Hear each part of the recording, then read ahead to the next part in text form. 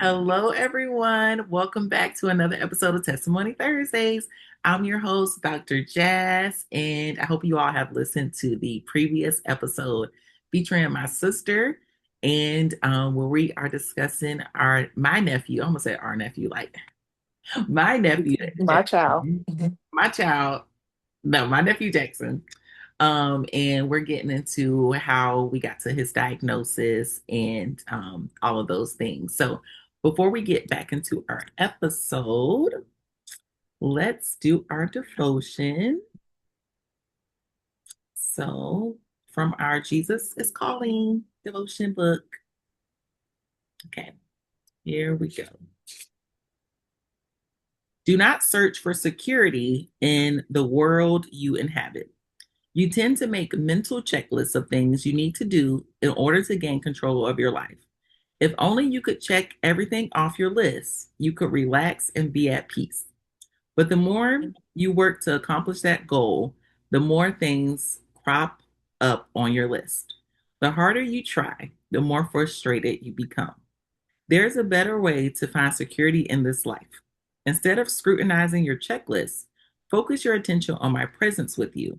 This continual contact with me will keep you in my peace. Moreover, I will help you sort out what is important and what is not, what needs to be done now and what does not. Fix your eyes not on what is seen, your circumstances, but on what is unseen, my presence. So the scriptures for this is Isaiah 26:3, New King James Version, and 2 Corinthians 4:18. That's a good one because I was just talking to somebody about that, like how we have so much to do on our checklist. And that was for me, God is going to give me my daily bread. So I say for my checklist, I'm not doing nothing that I'm only doing what I need to do for today, and everything else can wait until tomorrow. So yes, that's that. Um, I'm trying to adopt that mind frame. yeah. So let's go into our icebreaker. Let's talk about everywhere that Jackson has traveled.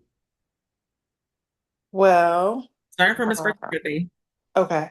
We typically like to take birthday trips for Jackson because, as she mentioned in the last episode, he does have a huge toy room, and I want to prioritize experiences over toys. Plus, also, I believe your child should enjoy the same hobbies that you enjoy. So we started with Jack really young. His first birthday, we went to San Diego. Um, his second birthday, we went to Japan to visit one of my friends that was stationed over there. His third birthday, where did we go? Belize. We had a whole theme. I can't believe it. Jack is 3. Um, where did we go for his fourth birthday? I don't think Oh, the fourth birthday was a little wild. We did 4 for 4, and we did what? Amsterdam, Belgium, Italy, and London. And then his fifth birthday, we ended back up in Hawaii. I wanted to do 5 down under, but I just got lazy with the planning. And so we just stuck with something we knew. y'all. I would just like to say that if y'all have never watched the TV show Everybody Hates Chris, you need to go watch it. And when you see Julia's character, you will, if you ever met my dad, you would realize that that is my dad to a T. Hmm. So with us growing up, like I look at Jackson growing up and I'm like, how are you going to travel all these places? Because when we grew up, it was we going to the amusement Grandma's house.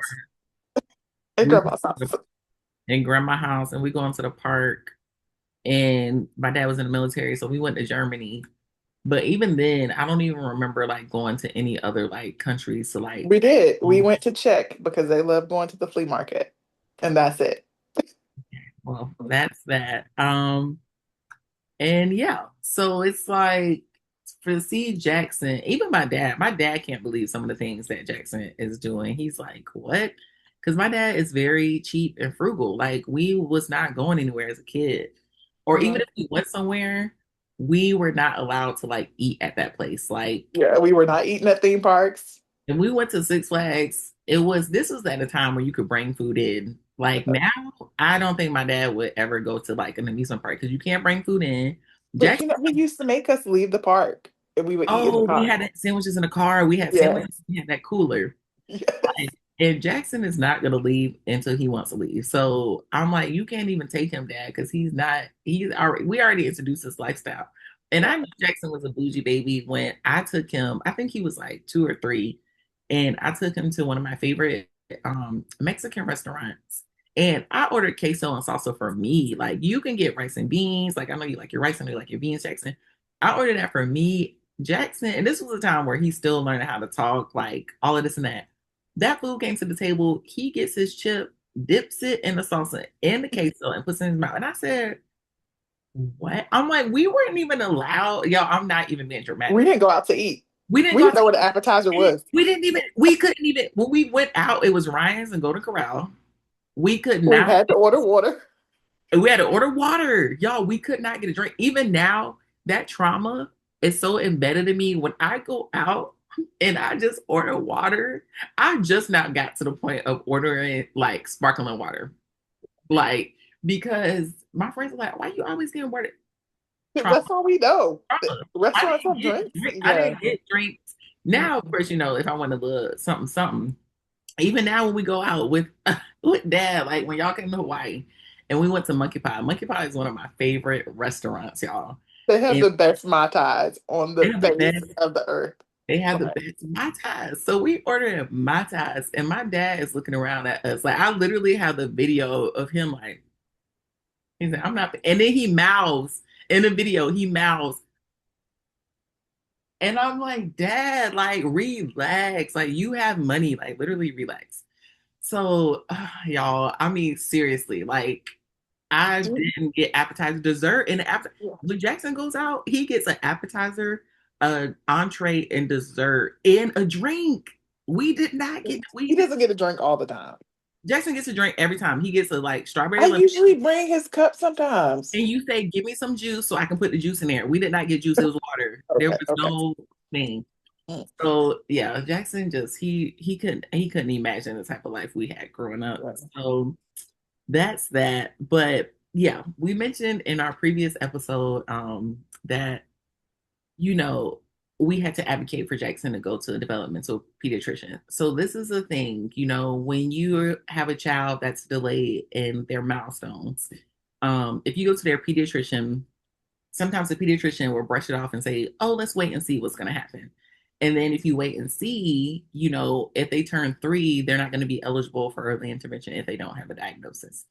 The, the developmental pediatrician usually has a wait list of 6 months to 2 years.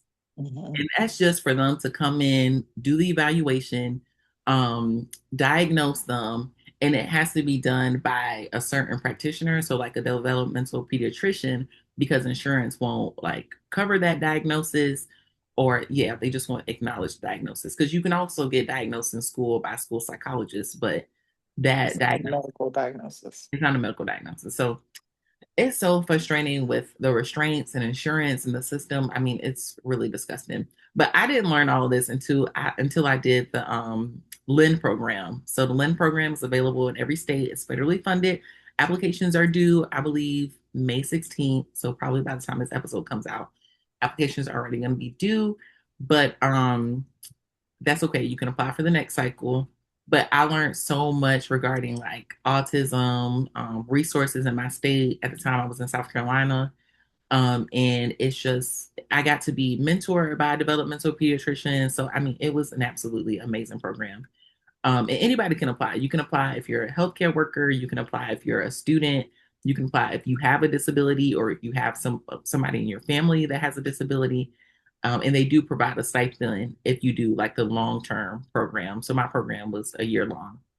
But yeah, so I remember going with Jackson to his pediatrician appointment, and I didn't too much like the pediatrician, but I'm pretty strict when it comes to like healthcare providers. Like even for myself, I don't really, it's a lot going on.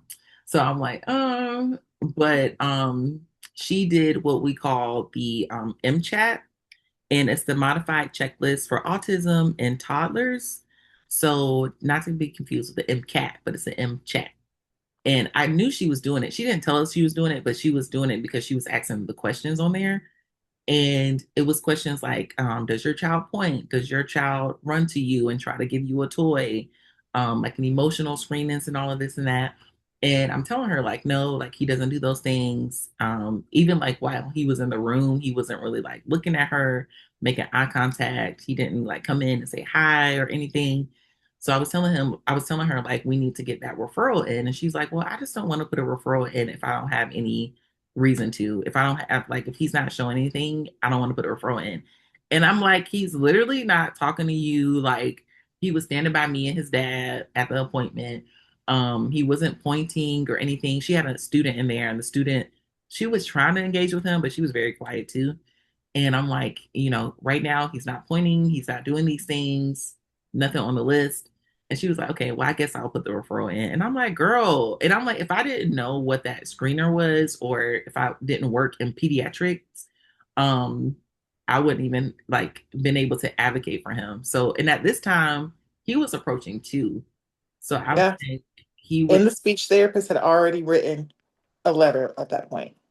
And yeah, she had already had the evaluations from speech and OT. yeah. So I'm like, are you not reading these things? I'm like, he's in speech, OT, all of these things. Just send the referral to the developmental pediatrician. Only thing you got to do is send the referral. So yeah, I wasn't really too fond of her. But from there, how was your process with going to the developmental pediatrician appointment? So I feel like we got in fairly fast. So, I work in healthcare. I have like a super flexible job and I can kind of turn the charm on. So they call, they scheduled me an appointment. I was like, if you guys have anything that opens up earlier, like just call me. I live 15 minutes away. I just got to pick him up from daycare. We can be here in 30. So we got in, Jack got his diagnosis at 2.5. So we got in fairly early, which I think was just, God, because we had to wait so long to get the referral. But we got in fairly early. And I think we saw the psychologist first, the way they do it here. You see the psychologist first, and then she does her evaluation, and then you go back and you see the developmental pediatrician with the psychologist. And that's a very long evaluation.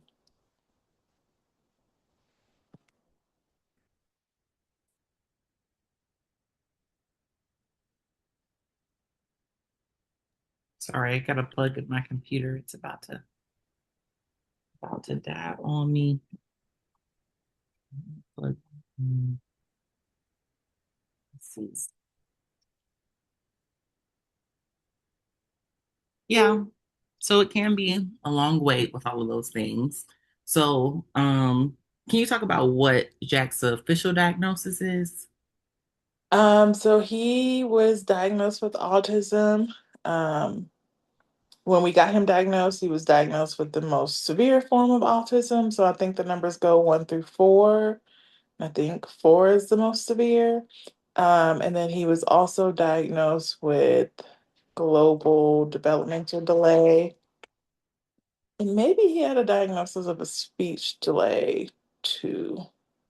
We have gone back to see the doctor.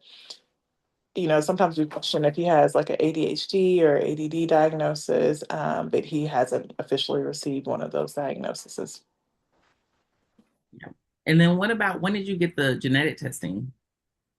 Um, so we did genetic testing after the diagnosis, but you can do it before the diagnosis if you use BabyNet in South Carolina. And so he was also diagnosed with missing a piece of his third chromosome, MQ329 deletion. And so this deletion kind of happens randomly in pregnancy. Me and Kyle were both screened. It wasn't because of our DNA. It's just, I guess, something that happened in the womb.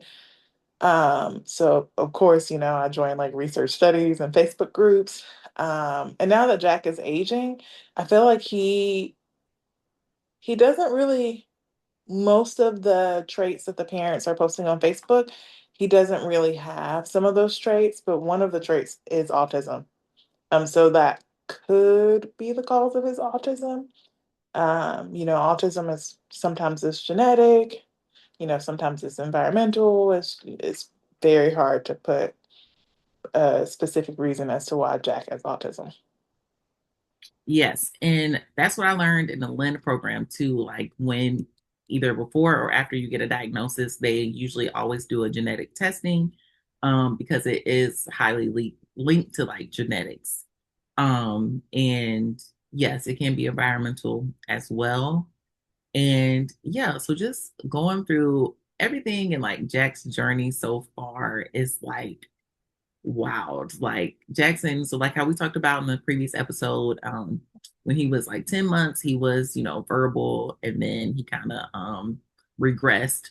So that's always like not always, but that's usually a sign of a characteristic of autism. So that happened, and then he started early intervention, and Jackson has went from signing, and he still knows sign language, and sometimes Mhm. he'll use it, especially if he gets frustrated. Like if he wants something, and I'm trying to have him practice his manners, and I'm like, "Can you say please?" And he's like, and I'm like, "Okay, you can sign it," and he'll be like that, and I'm like, "Okay," so then I give it to him. And then he went from using his AAC device which is augmented communication. So sometimes he'll use that too. I know he'll take that to school with him. But, and we'll kind of get into this too in the next episode because I know we got to wrap up soon. But all of these forms of communication that he's using, and now he is verbal. So it's just so funny to me. So a couple things. I'm just gonna tell a couple stories, and then we're gonna have to wrap up. But I remember when Jackson, when he got sick, and he was in the hospital with norovirus. I think it was norovirus he got. Was it? I don't know. It was some bacterial. It was a nor. It was nor. I don't know. He was sick though in the hospital for a He couple was of sick days. in the hospital. And he wouldn't eat. And with that deletion, the gene mutation, it is common for kids like not to eat, have texture issues, and like Jackson does not have that. Like he will eat anything. So he wasn't eating. I remember he had to get an IV and everything, and he was sitting still in the bed, like he wasn't like doing a lot of movement. And I just remember praying to God. I was like, God, like heal him from this, and I promise I won't get upset. Like when he moves because sometimes when Jackson's like moving all around, like even when he came to Hawaii, he was literally like jumping in and out the windows of my place. And I'm like, Jackson, like, but I remember that promise I made with God. I'm like, you know what? I'm not gonna get upset because he's a growing boy and that's what you're supposed to do at that age. You're supposed to be able to like move around. So I remember after that, like Jackson is just he's always in constant motion. He loves playground, slides, all of these things. And then I remember praying to God. I was like, and it's so funny because I know me and Cal had this conversation. Every time I go home, y'all know I'm emotional. So every time I go home and I talk to Cal, Jackson's dad, like I'm always like, Cal, I prayed about this and Jackson's doing it now. And it just so I remember just praying like for his communication. And I'm like, Lord, like just let him be able to like communicate, understand, like I want to know that cognitive piece is like growing and it's working. And I remember like a couple years ago when I went home and Jackson was learning like potty training and I went in the bathroom and I was trying to help him. I was like, "Oh, Jackson, like let me help you like potty train, sit on the toilet." And he was like, "Can you leave?" Or he said something like, "Please get out." And I was like, I was like, get out. He probably didn't put a please in front of it. He probably said, get out, knowing him. "Are you talking to me?" And he's like, Hmm. "Get out." And I was like, "Okay." Like I'm literally trying to help you. And then I remember getting frustrated, and God was like, You said you wanted him to be able to communicate and to understand what's going on. And I said, You're right, God. And so then now my prayers are changing, and I'm like, Well, let Jackson be a little bit more polite at certain things that he's trying to communicate with us. Um, so yeah, I feel like I was talking this whole episode, and that's why I try to mute myself. But so we're gonna end this episode in a special way because oh my gosh, excuse me, Mother's Day is coming up. So I want to end this episode with you talking about what's your favorite part about being a mom. Um, so I feel like it's my favorite part, but it's also like my least favorite part. But just watching like Jack grow. Like sometimes I just look at him and I'm like so amazed. And it's just like the small things. Like, oh, like you were kind of afraid to rock climb last week and now you have no fear. And I'm afraid when you jump and reach the top that you're just gonna fall and hurt yourself. But just like watching him grow, watching him be able to explore, watching him make new friends, watching him when we travel, watching him learn about new cultures, watching him step outside of his element, like trying new foods, trying new, different aspects of the playground out, watching him try to read a book, um, just watching him, like being able to see him grow. Like a lot of times I look back at his old pictures and I'm like, I remember when I could hold you in one hand and now I need two and like now I really don't want to pick you up because you have my back hurting. But just watching him grow, I feel like it's my favorite part about motherhood. Yeah, I would say my favorite part about auntiehood is We didn't ask you. well, my favorite part is just yeah, watching him grow, being like, even though I'm so far away, like every time I come home, I'm like, whoa, like you wasn't doing that like 4 months ago, or you weren't saying that four Mhm. months ago. Um, so that's definitely my favorite part. And sometimes least favorite too, because now he'll tell me, even before he was like verbal, he would still try to eat my food and I would have to run from him. And I remember that time we was in your kitchen and I was eating pasta and he already ate. And I'm running, and Jackson is literally like running after me. And I'm like, Jackson, you have your own food. Or even that time I DoorDash food to your place and Jackson was asleep and I opened the door and I opened the door, I sat at the table. Before I could put the fried fish in my mouth, I look at the staircase and Jackson is staring at me through like the banister or the rails or whatever. And I'm like, Jackson, you were supposed to be asleep. This is why I ordered it at this time. So yeah, that's my favorite part. And my favorite part too is definitely giving him back after we've had a fun time. Hmm. I'm clocked out now, Jackson. So but thank you all for listening to another episode of Testimony Thursdays. We will be back for our next episode because we're going to talk about Jack's Sensory Farm um, and all those things. So make sure you like, comment, subscribe, follow Testimony Thursdays on Instagram, TikTok, and Dr. Jasmine Blocker on Instagram and TikTok as well. So see you all next week. Bye.